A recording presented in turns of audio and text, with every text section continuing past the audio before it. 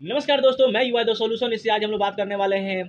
इतिहास में पहली बार मुख्यमंत्री पद पे रहते हुए मंत्री को गिरफ्तार करना एक बहुत बड़ा मायने रखता है। और क्यों विपक्ष की पार्टियां भी सवाल उठा रही, क्यों विपक्ष के पार्टी के लोगों को ही गिरफ्तार किया जा रहा है, इन पे ईडी सीबीआई का रेड डाला जा रहा है। आखिर क्या क्या डिटेक्टरशिप आ चुकी है इंडिया में, इसके लिए ऐसा किया जा रहा है। कांग्रेस हो या फिर समाजवादी पार्टी हो, टीएमसी हो, डीएमके, नहीं बड़ी कोई भी पार्टियां हो, वो कह रही है कि यहाँ पे विपक्ष की पार्टियों को ये देखना नहीं चाहते हैं, अकेले चुनाव लड़ना चाहते हैं, इसलिए ऐसा किया जा रहा है। तो आइए हम लोग जानते हैं कि क्या कारण है जो अरविंद केजरीवाल को ईडी ने गिरफ्तार किया और क्यों गिरफ्तार किया। चलिए शुरू करते हैं।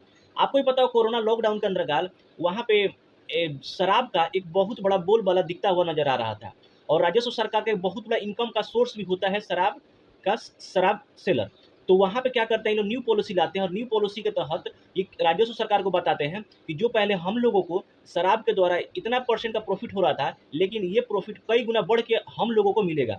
तो राजस्व सरकार भी इस पर खुशी हुई, कोई बात नहीं, प्रॉफिट मिलेगा, इसमें राज्य का भी फायदा होगा और केंद्र का भी फायदा होगा। तो इन लोगों ने क्या पॉलिसी लाया था कि जो लोग शराब बेच रहे थे उन लोगों को पहले एक्साइज ड्यूटी ज़्यादा देना होता था, लेकिन अब एक्साइज ड्यूटी कम देना है। और पहले लाइसेंस का भी पैसे कम देना होता था, यानी लाइसेंस के लिए कोई भी आदमी, ऑर्डिनरी भी आदमी कुछ पैसे इकट्ठा करके लाइसेंस लेके वो शराब बेच सकता था। लेकिन इन लोगों ने क्या कहा कि जो लोग पहले जो होलसेलर थे, होलसेलर यानी जो पहले 10 लाख में लिया करते थे लाइसेंस, उन लोगों को अब 8 करोड़ रुपये देना होगा।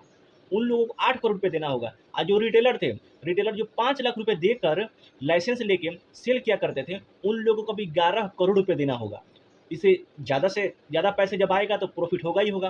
तो यहाँ पे देखा गया कि पैसे तो आ रहा था राज्य सरकार के पास। और इसी में एक जो मुख्य सचिव थे, मुख्य सचिव का मतलब ये होता है अधिकारियों में जो आईएएस अधिकारी होते हैं, उसी में टॉप लेवल के होते हैं, जो मेन अधिकारी होते हैं उनको मुख्य सचिव कहा जाता है। वो पहुंच जाते हैं राज्यपाल के पास और राज्यपाल से कहते हैं आगे देखिए साहब, ये जो आया हुआ है इन लोगों का बिल शराब के ऊपर, इसमें थोड़ा मुझे डाउट लग रहा है, इसको तो जांच कराने का आदेश दिया जाए या फिर इसे निरस्त किया जाए। तो इस पे क्या होता है, इन लोगों की इस बात की खबर लग जाती है, मनीष सिसोदिया को बात की खबर लग जाती है कि हम लोग का बात लीक हो चुका है। तो वो क्या करते हैं, 2022 आते आते 2022 में वो इस बिल को वापस ले लेते हैं। इस बिल को वापस ले लेते हैं। अब सवाल पैदा ये होता है कि जो लाइसेंस था, लाइसेंस दिया किसको गया था, इतना पैसे देने वाला कौन आया था। आम आदमी तो लेगा नहीं वहाँ पे। तो ये पैसे जो देने वाला आया था, आपको पता होगा के कविता वही तेलंगाना के मुख्यमंत्री के चंद्रशेखर की बेटी है।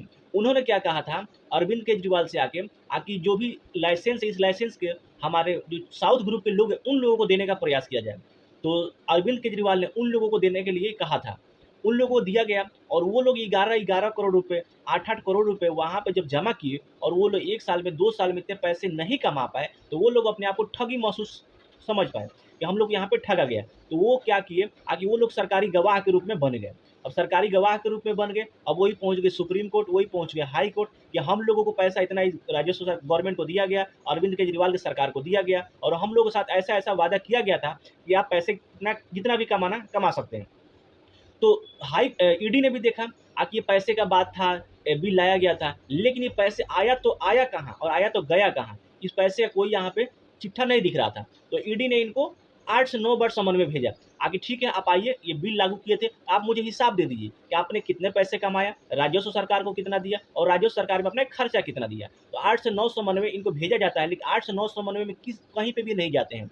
तो जो 10वां समन्वय होता है तो ये जाते हैं हाई कोर्ट के पास और वहाँ पर जाकर अपनी बातों कहते हैं आगे ईडी के लोग मुझे परेशान कर रहे हैं, हुजूर पूछा जाए क्यों परेशान कर रहे हैं। तो हाई कोर्ट क्या करती है, एक मुख्यमंत्री का बात का वैल्यू होता है, तो हाई कोर्ट बुलाती है ईडी को और पूछती है कि आप लोग क्यों एक मुख्यमंत्री को परेशान कर रहे हैं। तो ईडी कहती है आगे देखिए साहब, इन्होंने ये बिल पारित किया था और इस बिल में कुछ हम लोगों का सवाल है और इस सवालों का जवाब नहीं देना चाहते हैं, कि नहीं देना चाहते हैं, इसीलिए हम इनको बुला रहे हैं। तो बोला किस तरह के आपके सवाल है, किस तरह के बिल है आपके। तो ईडी क्या करती है, टोटल जो बिल था, जो चिट्ठा था, वो हाई कोर्ट के सामने रख देती है। तो हाई कोर्ट देखती है, तो हाई कोर्ट देख के साफ खौफ में आ जाती है, अरे ये कैसा। हाई कोर्ट कहती है आखिर राजस्व सरकार को इतना पैसा आया तो आया कहाँ और आया तो है कहाँ पे, आया तो है कहाँ पे। यही बात हाई कोर्ट को भी चुभ जाती है। तो हाई कोर्ट कहती है आकि माननीय अरविंद केजरीवाल जी, आपको प्रोटेक्शन नहीं दिया जाएगा, आप जाइए ईडी के साथ और ईडी जो पूछ रहे उनकी बातों को आप जवाब दीजिए। तो ईडी ये पूछ रहे कि जो आप 3500 करोड़ का जो दावा कर रहे थे, 3500 करोड़ आया तो आया है कहाँ और आपने कहाँ कहाँ लगाया।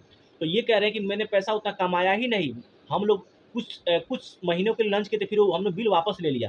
तो ये बात अंदर से ये निकल के आ रही है कि इन्होंने पैसे कमाया था और वो पैसे को ये पंजाब में जो इलेक्शन हो रहा था, उस इलेक्शन के पैसे को उन्होंने यहाँ पे खर्च किया। यानी दिल्ली से पैसे कमाए और पंजाब में पैसे खर्च किया, और वो पैसे भगवंत मान का सरकार वहाँ बनाने में काम आया। तो ईडी यही पूछ रही थी, लेकिन ये उनके समन्वय को अवमानना कर रहे थे, वहाँ पे जा नहीं रहे थे। तो ईडी लास्ट में हाई कोर्ट के पास जाती है और अपनी बातों को रखती है, और अरविंद केजरीवाल को वहाँ से गिरफ्तार कर ली जाती है। तो कहने का मतलब है कि इतिहास में पहला बार हो रहा है जो एक मुख्यमंत्री पद पर रहते हुए भी मंत्री को गिरफ्तार किया गया है। आप बोलेंगे हेमंत सोरेन को भी तो गिरफ्तार किया गया था। नहीं, हेमंत सोरेन को गिरफ्तार नहीं किया था। हेमंत सोरेन जो है उनको वो क्या किए थे, पहले पद से इस्तीफा दे दिए थे, उसके बाद उनको गिरफ्तार किया गया था। लेकिन ये पद पे रहते हुए भी इनको गिरफ्तार किया गया है। तो बात निकल कर ये आती है, क्या यहाँ पे केंद्र का शासन लागू होगा? अब देखिए, अगर इनकी सजा को अगर आगे बढ़ा दिया जाता है, या फिर अगर हाई कोर्ट देखती है कि अगर ये मंत्री हैं, अगर जेल से ही अगर ये चला सकते हैं प्रदेश को, तो उनको अप्रूवल दे दिया जाएगा। अगर नहीं चला सकते हैं तो हो सकता है वहाँ पे केंद्र का भी शासन लग सकता है, और जब केंद्र का शासन लगेगा तो डायरेक्ट वहाँ पे राज्यपाल शासन करेगी और अपने अपने अंडर में उस चीज़ को चलाएगी। चलिए, आज के वीडियो में इतना ही, तब तक मिलते हैं नेक्स्ट वीडियो में। जय हिंद।